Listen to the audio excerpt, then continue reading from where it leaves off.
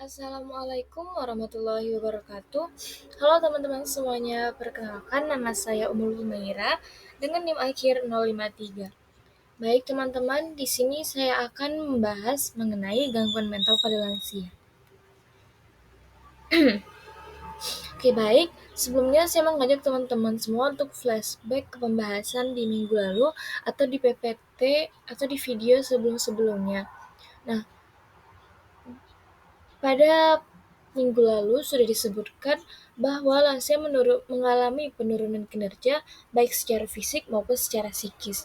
Nah, penurunan secara fisik yang bisa kita lihat yaitu mudah lupa yang diakibatkan oleh berkurangnya kinerja sistem syaraf pusat, kemudian berkurangnya fungsi dari alat indera, dan berkurangnya kinerja alat reproduksi yang disebabkan oleh penurunan hormonal, yaitu menopause yang dialami oleh lansia perempuan dan andropause yang dialami oleh lansia laki-laki. Nah, baik sebelum kita membahas mengenai gangguan mental pada lansia, di sini saya akan mengajak teman-teman melihat apa saja sih yang dialami oleh lansia. Nah, saya mengambil dalam buku Psikologi Lanjut Usia tahun 2016, disebutkan bahwa pada usia lanjut sering terjadi berbagai perubahan sosial dan emosional, seperti menurunnya fleksibilitas atau kultural secara psikologis. Maksud dari menurunnya fleksibilitas atau ketelunturan secara psikologis ini yaitu berkurangnya kemampuan pada lansia untuk beradaptasi terhadap situasi, keadaan, ataupun sosial terbaru.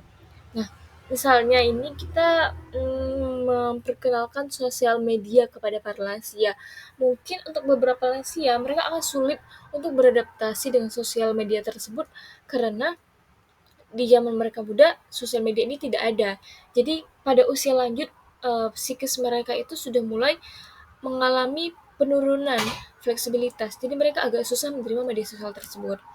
Nah, yang kemudian hilangnya kekuatan fisik dan daya tahan, menurunnya memori dan kemampuan kognitif lainnya, hilangnya teman dan pasangan, dan berkurangnya kondisi kesehatan. Oke, menurut Lavrent Choice tahun 1984, ada dua teori yang menerangkan hubungan antara manusia dengan kegiatannya, yaitu yang pertama teori pengunduran diri. Nah, dalam teori tersebut diajukan oleh Cumming dan Henry pada tahun 1961. Pada teori ini berpendapat bahwa semakin tinggi usia manusia akan diikuti secara berangsur-angsur oleh semakin mundurnya interaksi sosial, fisik, emosi dengan kehidupan dunianya. Maksud dari teori tersebut, semakin bertambahnya usia manusia, maka manusia akan menarik diri, akan mengurangi interaksi sosial, fisik, dan emosinya. Kemudian teori yang kedua yaitu teori aktivitas.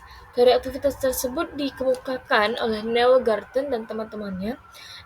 Teori ini bertentangan dengan teori pertama. Pada teori ini, Garden mengatakan bahwa agar usia lanjut berhasil, maka lansia harus tetap seaktif mungkin. Kepuasan hidup seorang lansia tergantung pada keberlangsungan atau keterlibatannya pada berbagai kegiatan.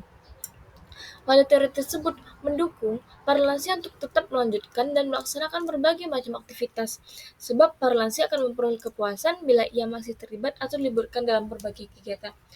Nah, baik teman-teman, mungkin di teori ini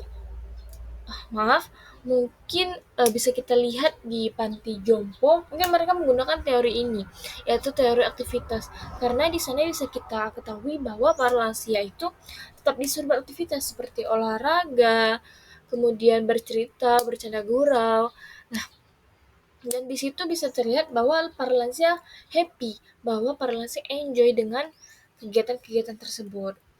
Dan kemudian ada satu teori lagi dari Robert Adley pada tahun 1989, yaitu seorang pakar gerontologi, menyebutkan bahwa ada satu teori kontinuitas yang menekankan bahwa orang memerlukan tetap menjaga satu hubungan antara masa lalu dan masa kini. Dalam hal ini, aktivitas merupakan hal penting. Banyak para pensiunan yang sangat bahagia mengikuti pekerjaan atau aktivitas waktu luang yang sama dengan apa yang telah dinikmati pada saat masa mudanya. Nah, baik, Di sini kita akan masuk ke gangguan mental yang dialami para lansia. Yang pertama yaitu gangguan mental kesepian atau loneliness, yaitu penurunan fungsi biologis dan psikis tersebut mempengaruhi mobilitas dan juga kontak sosial. Keadaan tersebut sering membawa lansia kepada masalah kesepian atau loneliness.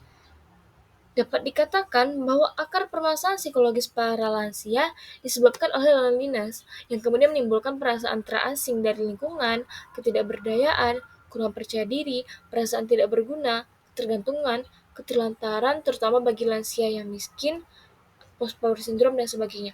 Nah, kenapa saya menyebutkan di sini terutamanya pada lansia miskin? Karena bisa kita ketahui bahwa lansia miskin tersebut terkadang mengalami penyakit dan uh, begini, contoh simpelnya saja ketika lansia miskin ingin mengikuti arisan. Nah, biasanya interaksi para uh, manusia dewasa itu kan melalui arisan atau berbagai kegiatan sosial lainnya. Nah, kenapa lansia miskin di sini bisa uh, tergolong sulit untuk mengalami interaksi? Karena misalnya mereka ingin mengikuti arisan, namun tidak bisa karena terbatas oleh biaya.